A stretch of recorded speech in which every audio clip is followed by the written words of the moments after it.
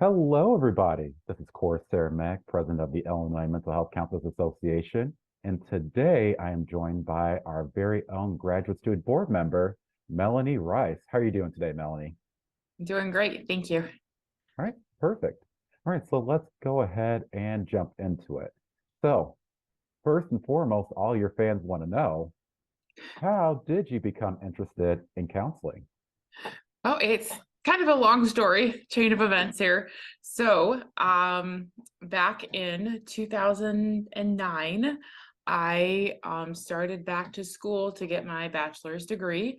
I had been working a job where I had been working grueling hours, and it was afternoons and evenings and overnight and weekends. And I had a daughter that was going to be starting school, and I wanted to um, stay with the company I was at, but work in a position where I could make more money and work first shift. So I checked into Western Illinois University, and they had an undergraduate program where I could just get, I needed 44 credits of upper level junior, senior classes, and then I could have my bachelor's degree. So I set out to do that in 1 year's time. Because Wow. I wanted to get done.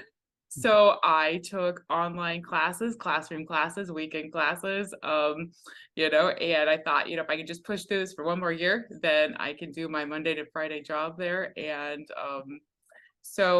anyway, in those classes, or in the choices that I had over the summer, there were some counseling classes that I could take. And they were just a couple day classes. They were on specific topics, and it was 2 days, and I'd get a credit hour. And I went to them, and I was like, wow, this is like, I really like, these topics. I like this discussion. I like this content. And so, I mean, that was all the way back in 2009, so I kind of piqued my interest in counseling at that point. And I worked at an agency where we served individuals with intellectual disabilities. Some also had dual diagnosis, some behavioral things that we were working on with them.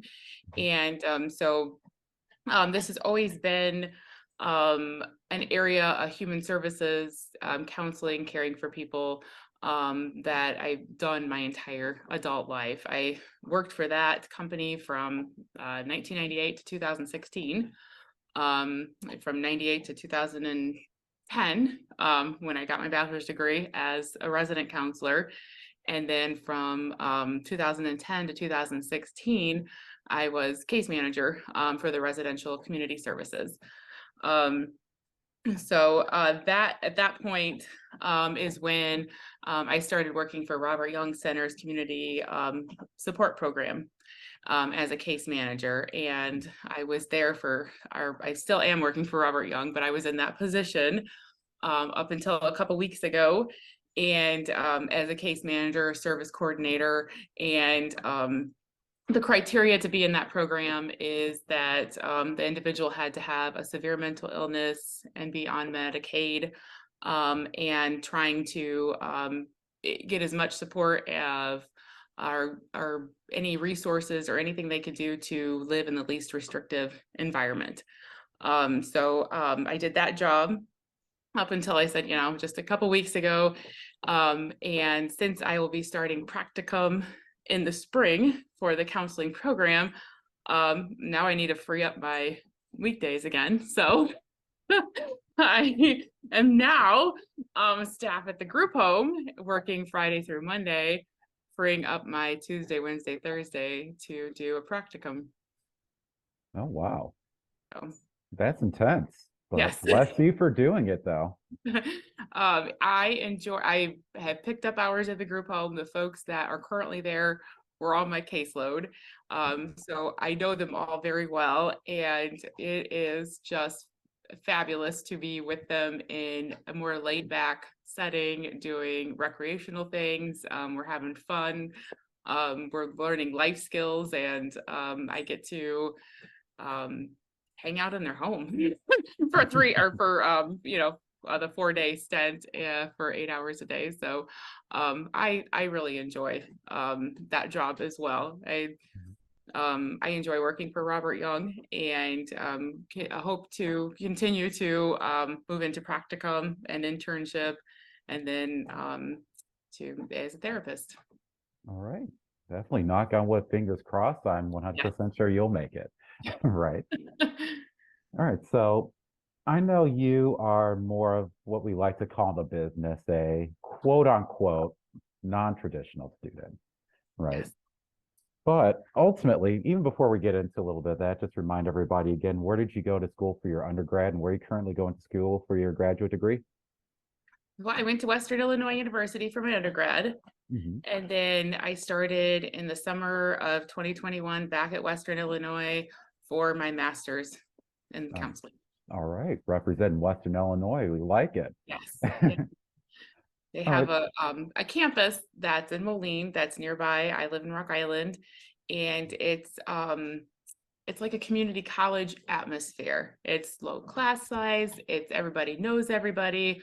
There's lots of support, lots of programs.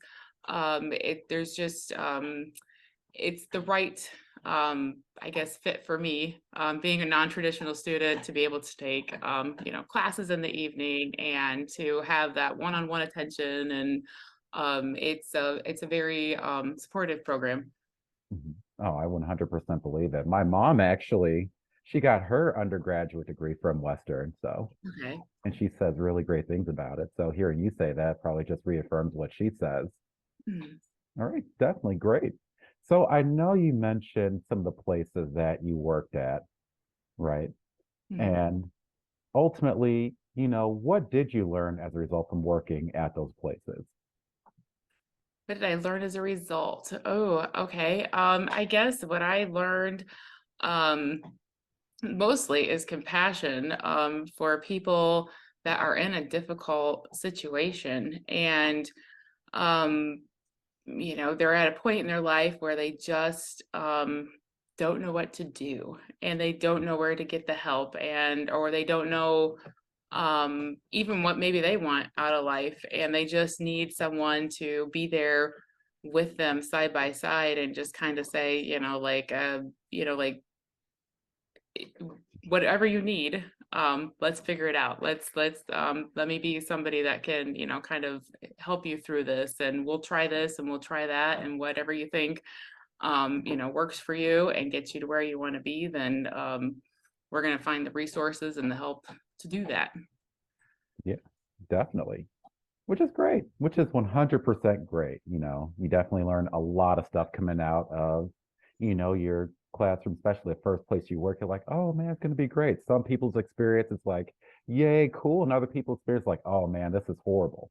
Right. So I'm glad you had a really positive experience coming out of school working. I I have, and I can say there are days where they're very challenging. It always seems like the people that I interact with all decide to do it on the same day when they're going to make my job maybe difficult.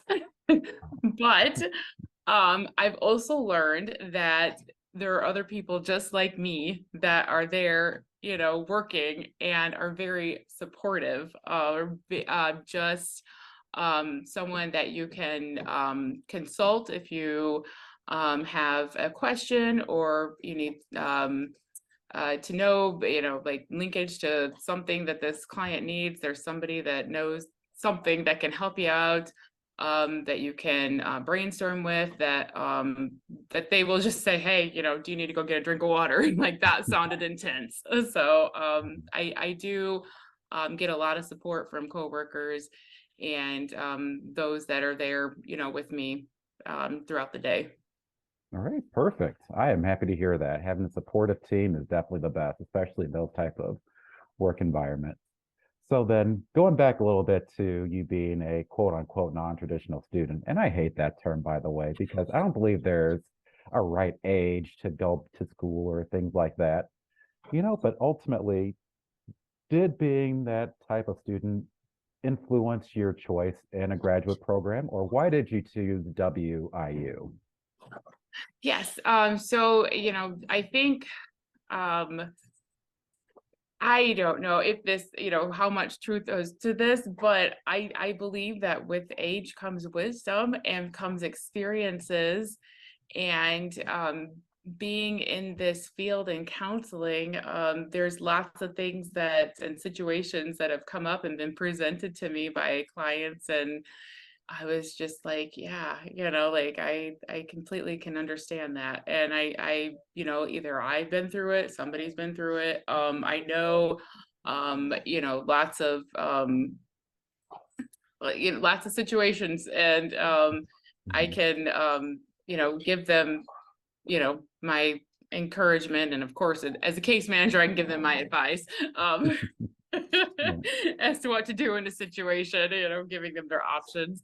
Um, but I chose Western Illinois University because it is in the Quad Cities and because it is just right down the street. And I had met some of the professors before, way back in the day, and I couldn't believe that they remembered me when I reached out to them when I was interested in the program No. and when I had applied and had to do my interview. And they were like, "Oh yeah, we remember you, and you took child and adolescent, or you took this." And I thought that was really cool, that because I don't think I probably made that huge of an impact in class. I think I was a pretty good student. And so but I just think this because they are very caring and very much wanting everybody to succeed. All right, perfect. Well, heard it here first, people. Go to WIU, right? Right. Hopefully your program gives you an A after that. Good job. Right. Wink, wink. All right, so then this might be something that might split their hairs a little bit. So what's your most favorite and least favorite class you've taken so far there for your graduate program? All right. Well, let's see. I'm currently in techniques, and that right now, of course, I think since I'm going through it and it's fresh, I am enjoying it so much.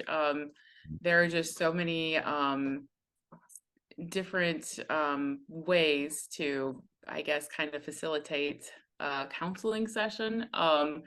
And some of the techniques that we have learned, we've been able to do with clients. And it's a neat experience to see, and I guess from the outside looking in, you kind of just think, counseling, you're just sitting there with somebody going back and forth, kind of listening, talking, asking questions maybe, or clarification, or whatever. But this is something additionally that I can do, as a counselor to um, kind of help the client out. All right, perfect. All right, and then if you dare to answer, what is your least favorite class? Oh, I would say, research. Yeah. I enjoy reading other people's articles. I enjoy learning new information. What's difficult for me is to take 10 articles and take bits and pieces out of them and make them into one document. And I think when they wrote their article, they said it pretty well. And and I Yeah. totally understand it as I go along. I know that it'll be something I definitely will want to do because I will want to get to the bottom of things and kind of sift through different people's what they presented and kind of make up my own mind as to what I think from the information in front of me. So, but I would say um, because I was forced to do it to get through the class and pass, that that was very uncomfortable for me. And so I did it as a summer class Mhm. because I didn't want to procrastinate and I wanted to get in and get out and get it done. So I'm hoping the next time that I do research will be on something that I want to do at my own pace and Mhm. have some fun with it. Right. Oh man, don't worry. I share your pain 100%. That's when I used to be good at math, right? Besides looking up stuff, having to figure out calculations and all that. And it's just like, I can't do it. I don't like reading. I don't like sifting. I don't like summarizing. I don't like any of that. but Right. thankfully I made it through with an A. So It's always good to check someone else's work and kind of get the, like where are they coming from on this, or what was their point they were trying to prove by writing this. But to kind of take all those things and then make it my own was challenging. mhm. Oh, 100% agree there. But bless you for making it through, especially during a summer class when it's Yeah. like all crunched together. Mhm. All right, perfect. All right, so I'm gonna quiz you a little bit. Oh, I'm not really gonna quiz you, don't worry. But now we're gonna take a look to see at some of the IMHCA stuff. okay. All right. So first things first, when did you first become an IMHCA member? I think it was around March, I believe. Oh, It March of was this year. maybe it was March of last year. Oh, okay. No, maybe it was March. I don't remember. I was in foundations class, and Matt Littlefield came and did a Zoom and talked about IMCA. And then I was like, yeah, like that sounds like something like I want to be a part of. So I went and I looked on the website and kind of looked around at things and saw, well, maybe this was, yeah, before March, because I saw that there was a conference coming up. And so I kind of put my name out there and said, hey, I'd like to volunteer for this conference. And I thought that'll kind of get me in a station where I can kind of like watch things were going on, but also be able to help out. And I remember my first assignment was just like checking names off as people came in. And I was like, okay, what else do you want me to do? And that was all I needed to do at that point. So I got to attend 2 workshops that day. And I got to sit down with Norm Dassenbrook about private practice. And so it was just a fascinating day for me. And I thought, well, wow, like I really want to be a part of this. I really want to. I think this is a great networking opportunity. I think this is a great opportunity to learn, new things, different perspectives. And there was counselors that were from students like me all the way up to very seasoned and to the point when their career where they were consulting people. And so like it was just a neat experience to have all that knowledge and all those resources and all those things all together. Yeah, definitely. And a lot of people, or even students, don't realize it, but we make our volunteering super easy because we want you to get in, get done, and go out to network and enjoy the conference. Yes. Right. So when a lot of people are like, is there anything else I could do? I'm like, no, go. Enjoy yourself. Yeah. Talk to people. That's what you could do for me. Talk to people. Right. All right, but perfect. I Yes. know under Matt's rule, our membership went up a lot. So to hear that you were one of the people that he drew in, that's really awesome. Thank you. So now the next thing all your fans want to know, what caused you to run for the graduate student board member position? Well, I wanted, I guess, to be more of a part of it, and not only kind of getting an idea firsthand of what it's all about, but also the very first one I attended, they were like, "Hey, you're a grad student. What do you think of this?" or whatever, like as a student. And I thought, well, that's pretty neat that you kind of want my perspective as someone who's going through and not even like in the profession yet, like making their way there. What kind of support do I need? What would draw people to come and be a part of this? And so that spoke volumes to me about like the the way the board runs. Mhm. All right, perfect. So then do you have any goals as the graduate board member that you want to accomplish? Yeah, I would like to find somewhere where I would be able to serve, where I'd be able to fit in. I don't know, since I'm the student, what all I can do, but I would, like to be a part of something where there's a need. Mhm. Well, don't worry. Like I said, I started off as a graduate board member, and there was always something for me to do. Mhm. And, just like I mentioned at our meeting, there is always something for someone to do. So I will definitely put you to work. Right. Fun work, not horrible work. Mhm. Right. But yeah, perfect. All right. So I know in regards to, you coming on as the board member, you wanting to help out, which is 100% appreciated. Thank you very much. Definitely can have you help out with a lot of different stuff. But going back to this conversation. Is there anything that you would like to tell people who might be thinking of going to counseling or switching to counseling from another position, or even people who are in the graduate program? Oh, yes. Well, I mean, other than, if somebody's thinking about it, I'd say, if you're thinking about it, just do it. I would say,